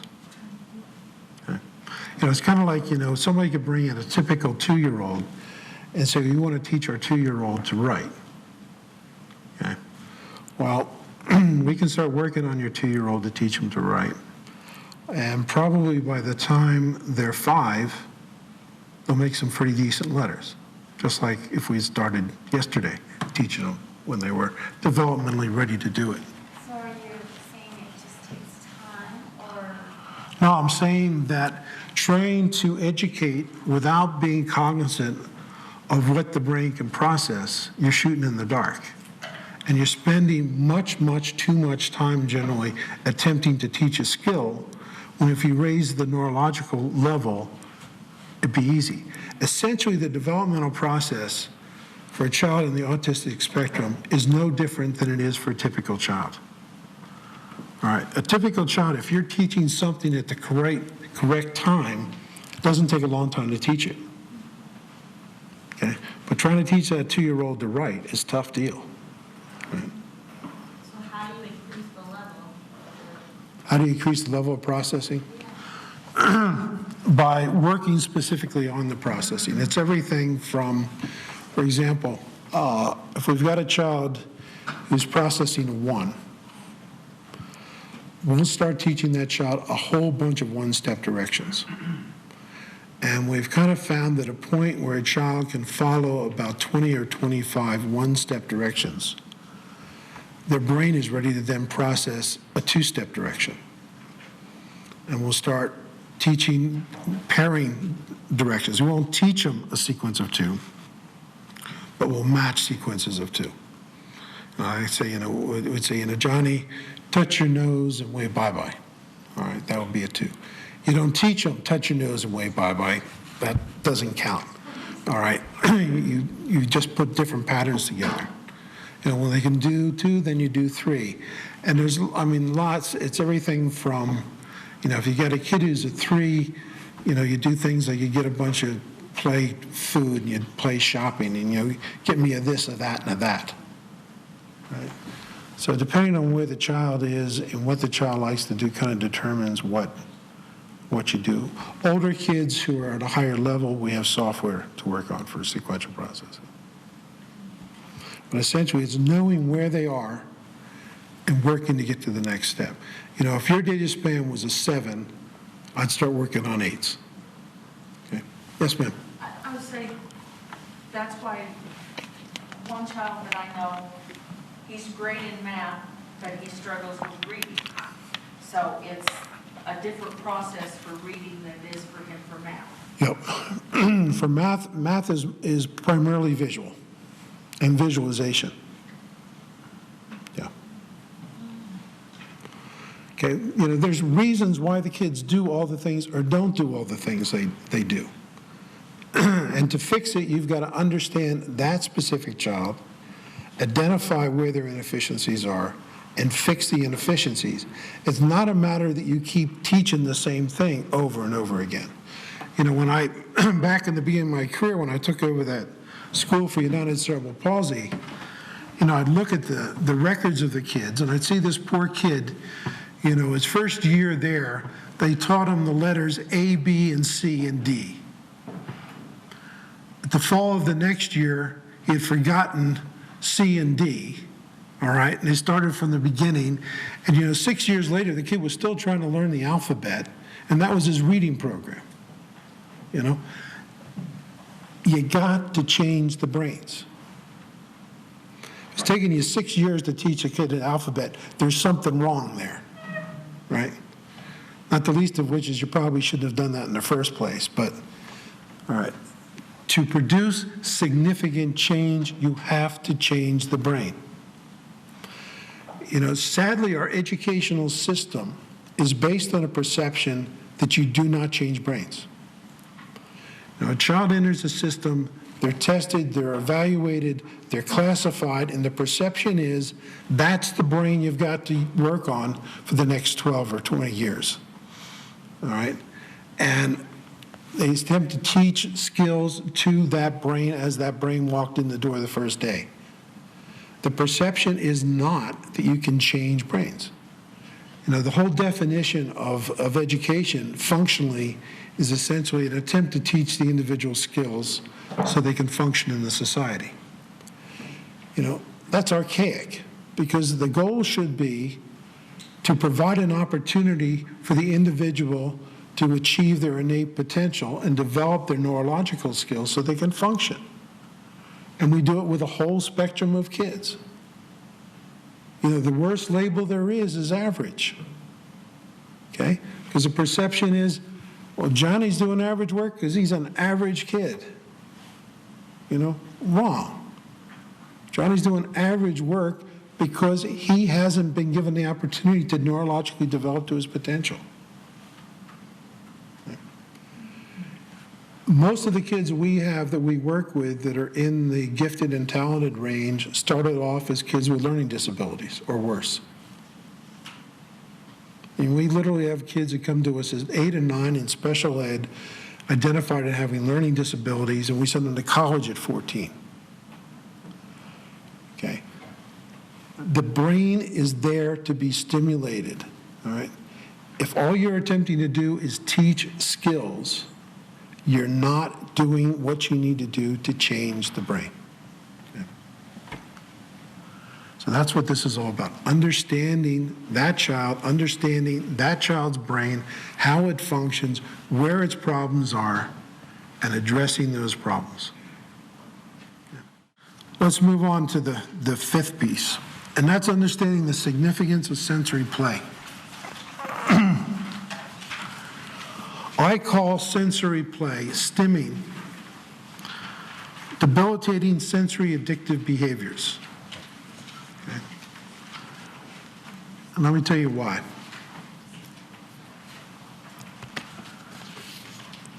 If a child is stimming, essentially what they're doing is playing with what's broken in a sensory channel. They are reinforcing in what's broken in that sensory channel. Okay, if you have a child playing with his peripheral vision, he is stimulating his peripheral vision. He is making his peripheral vision stronger. He is going further from developing his central vision. The child is playing with sounds. They're playing with those sounds right on the edge of where they're hypersensitive. He's tending to make it worse. Okay? When a child engages in a sensory play, the child's brain is producing endorphins. Endorphins are the feel-good brain chemicals. The child literally becomes addicted to the behaviors. And like any other addiction, That's where the brain wants to go. The more stims the child has, the more addictive behaviors the child has, the easier it is for the child to create new addictive behaviors.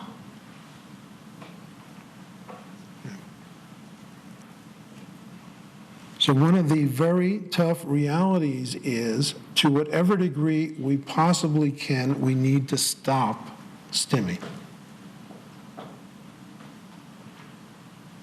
And the tough reality of that means, for most of the kids, we need to try to keep them engaged throughout virtually the entire waking day. Okay, and I know how ugly that sounds. Okay, because we've gone through it with thousands of families, and it's not an easy deal, but it is a necessary thing to do.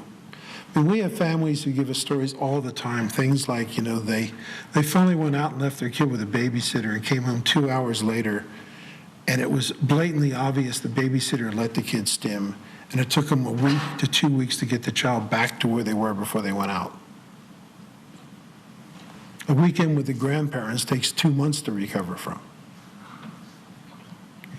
Okay. It's an addiction like any other addiction. A little bit of it keeps the addiction going. And again, if you look at all the pieces, you can't take a child, for example, whose auditory processing is a 1 going on a 2.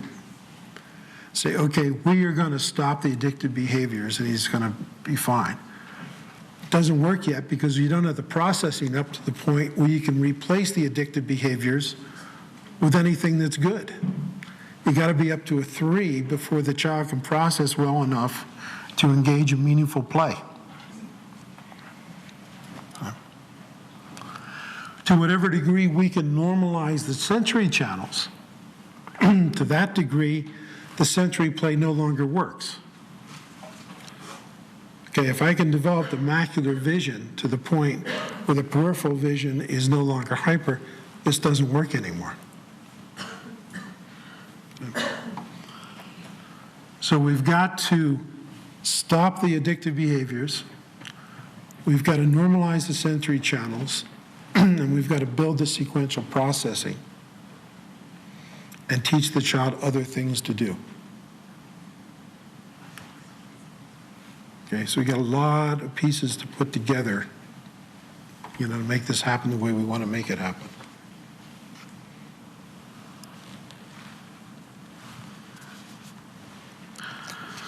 So next time you see a kid stim, see an addict. Okay. And understand, the more they do it, the more addictive they're going to become, and the more they're breaking what we're trying to fix.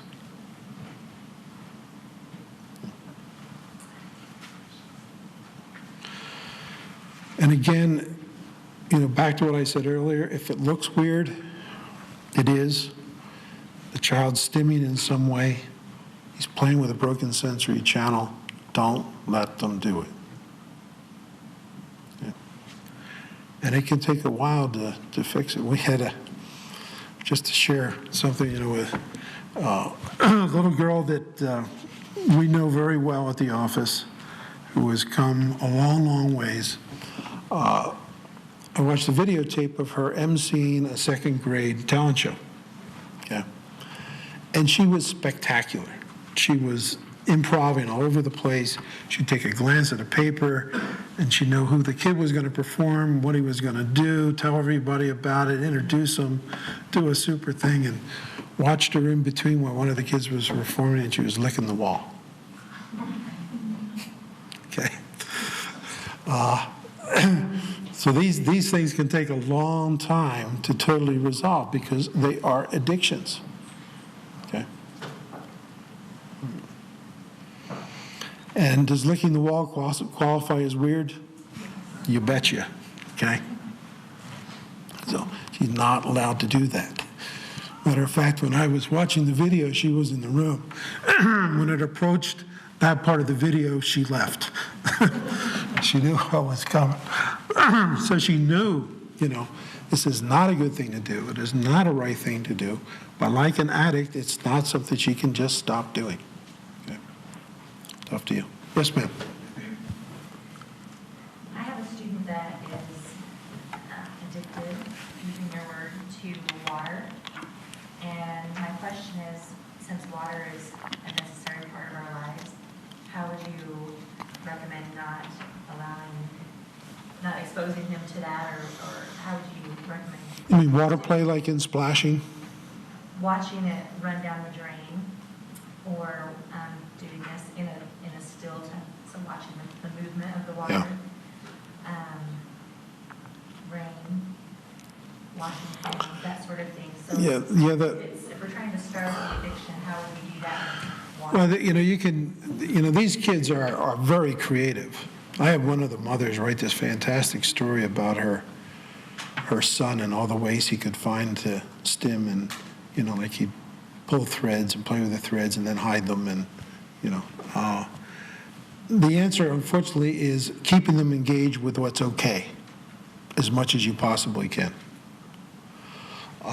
Fortunately, one of those things that is not only okay but good and doesn't require your direct intervention is that fantastic thing called a TV. Okay? TV has saved the sanity of countless hundreds, if not thousands, of parents of autistic kids. Okay? And we not only use it as a safe thing to increase macular vision. If you think in terms of the kids within the spectrum, with very, very few exceptions, are visualizers, which means for them to learn something, they need to get a picture in their head. So one of the things on a lot of programs of our kids are what we call therapeutic videos.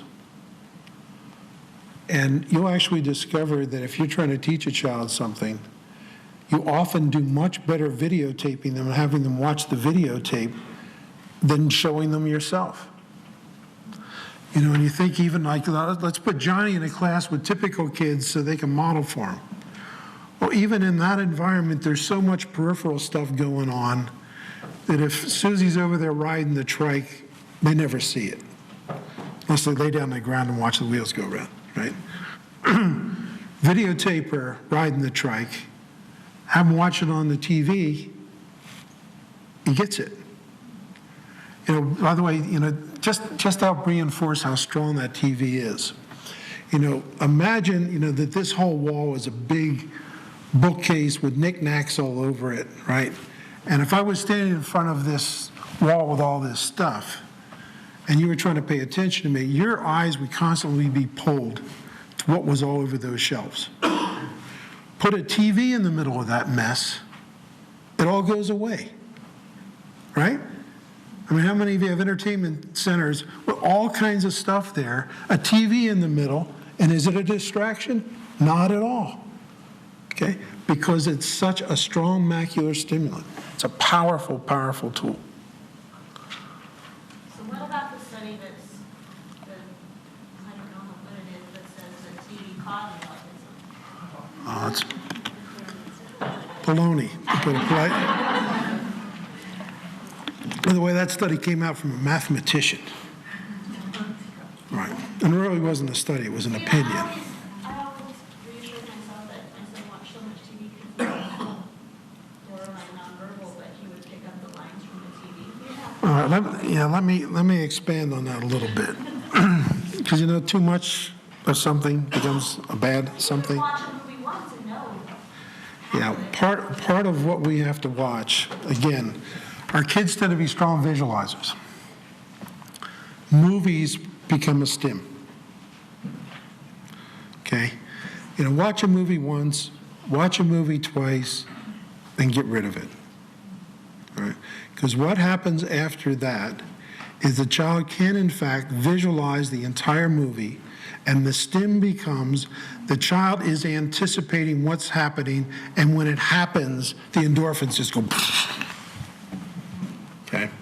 And some of you, I'm sure you can watch your kids watch a movie that they've watched, and they can be sitting there calmly, and all of a sudden, you see their body start to move, right? And, as they keep approaching the spot where this thing happens that they love so much, it happens, and all of a sudden they're jumping up and they're flapping and they're hopping, and, all right, they're crazy stimming machines, all right? Because they got their fix, because the thing they anticipated happening happened. And they can see that thing happen 10,000 times, and it just gets stronger and stronger and stronger. So one of your challenges, TV is great, but you got to have a lot of different stuff, and you're generally better off with TV programs than videos. And if it's videos, rent them so you can take them back. All right. How does it go like if you have a real high-functioning one and they're playing video games? Video games are a different deal, okay? Because they do change.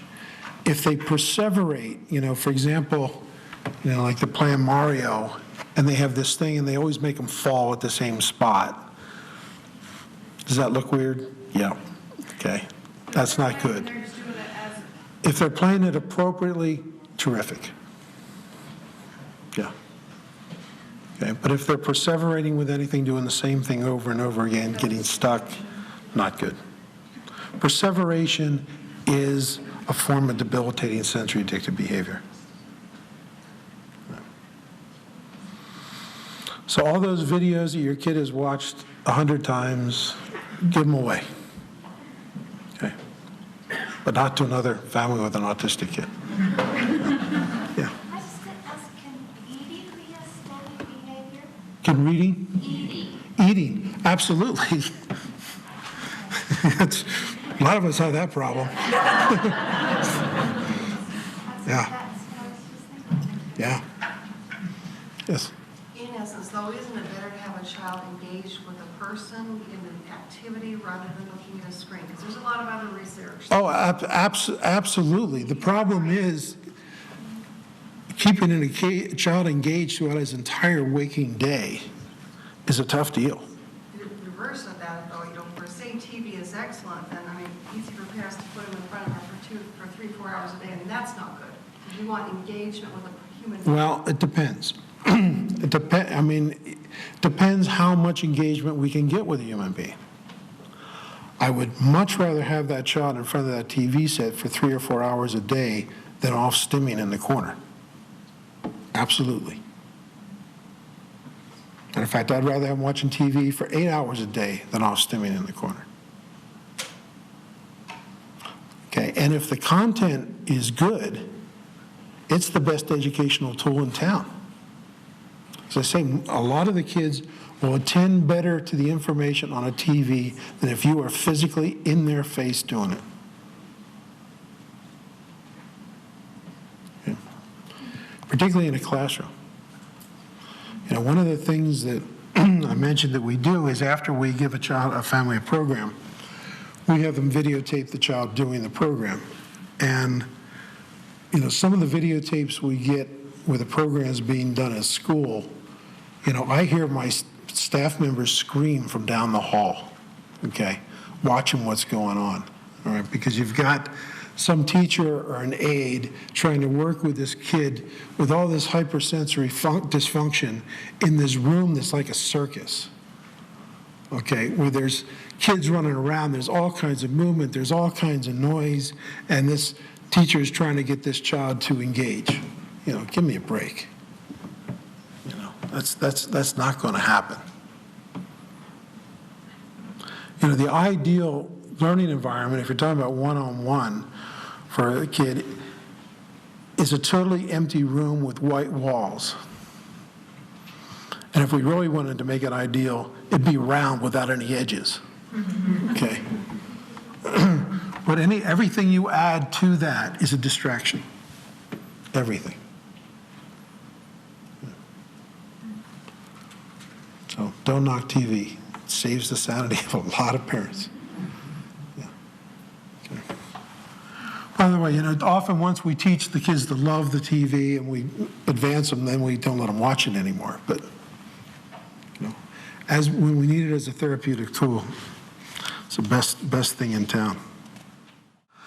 All right, let me talk about this sixth piece, a little bit more about the visualization and conceptualization.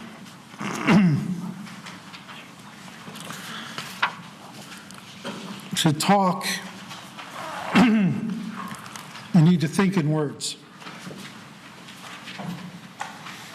All right, so one of the reasons why language can be so difficult for our kids is that if they think in pictures, it's hard to get them to speak in words.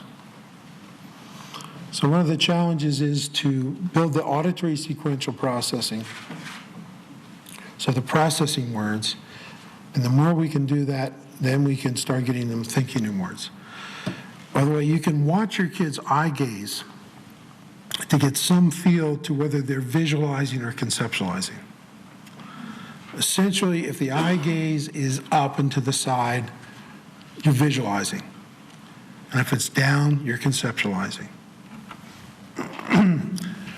And you'll notice with most of your kids, most of the time when you're trying to interact with them, the eye gaze goes up. Okay, they're visualizing.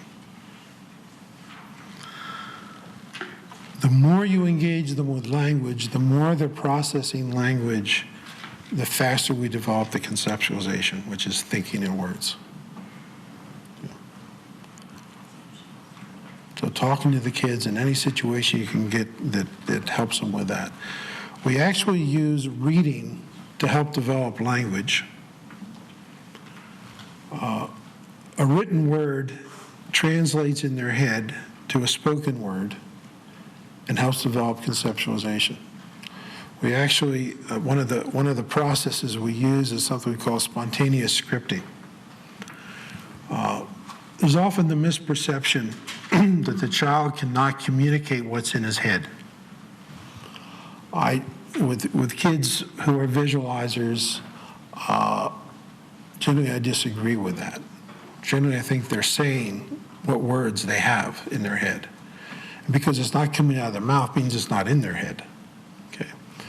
And so we often work to accelerate reading, and this methodology we use called spontaneous scripting essentially means that you carry around a whiteboard all day and you write down what the child should spontaneously say as much as you possibly can. And the child reads it as though they are speaking the words, and then you react as though they have just spontaneously said the words. And it's very interesting because essentially what you're doing is putting words and concepts into their head, and once you have succeeded in doing that, then they can get that concept back in their head and create the words themselves. You know, for example, I remember a family I was seeing down in Florida, and the kid was there, and his parents were there, and a teacher was there, and a therapist was there, and it had been going on. And this kid was just pacing up and down. He's just getting faster and faster, and more and more irritated. And I was explaining the spontaneous scripting to them. And I said, let me demonstrate it. And I wrote down on a piece of paper, I want to get out of here. Okay? Pulled the kid over and said, Tom, read this. And he read, I want to get out of here. And he saw this light come on. I want to get out of here. And he went to the door. Okay? And it was blatantly obvious that this kid could not process that thought in his head, let alone express it. So once he read it out loud, it became his thought, and he understood it, and he could act on it. And the things, doing this with a lot of kids, it's shocking to see the realizations coming across their head. For example, you do something as simple as you go to a window and look at the window with a kid and you script, it looks like it's going to rain. And the kid reads, it looks like it's going to rain. And you see them look out and actually see them process a thought that they've never had in their entire life. Okay? Because you've put the words in their head, put the concepts in their head, and then they could express them.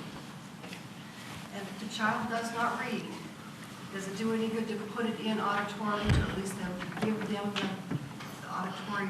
If they don't read, we do a similar thing with photographs. So we attach the auditory to that picture as opposed to the words, but it works better with the words.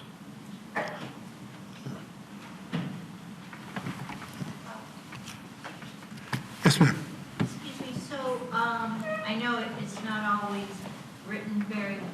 like the closed captioning on the television, would that be beneficial then? Quite a few kids have actually learned to read from that.